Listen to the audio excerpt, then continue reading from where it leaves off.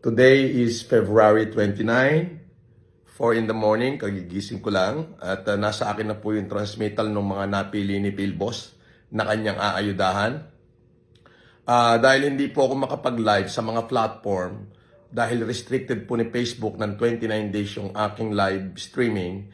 So, minabuti ko na lamang po na i-upload mamayang 10 o'clock in the morning ngayong February 29. Tignan nyo na lamang ho kung may mga email kayo doon na ginamit. Okay? At kapag ka nakita nyo, and then may instruction ho doon how to get it.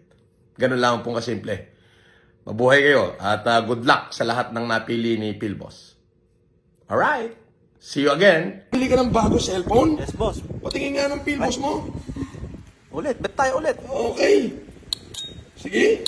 Sige. Isa pa. Siya pa. Paggaling Cash out. Tala, ikaw. Ano nabili mo?